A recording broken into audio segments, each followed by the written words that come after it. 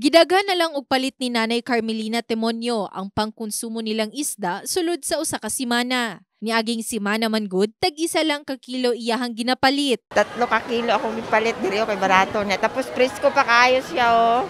Samtang ang konsumante nga si Merlinda Kababak niaging semana, karning baboy ug manok ang gipalit tungod mas barato matud pa.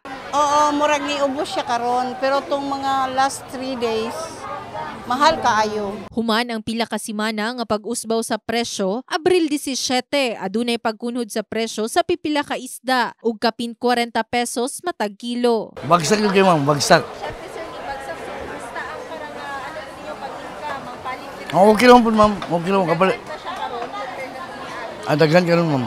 Nag-ubos gamay ang presyo karon tuniagi semana taas kayo, mahal. Ang kaning 120 pesos matag kilo sa isda nga budburon anaa na lang sa 80 pesos. Yellowfin nga barilison kaning 160 pesos ang kilo anaa na lang sa 140 pesos. Ang burot nga kaning 180 pesos matag kilo anaa na lang sa 150 pesos. Hinaot pa sa mga konsumante nga mapadayon na ang pagkunhod sa presyo sa isda. In the heart of changing lives, kini si Liza Labajo, Brigada News.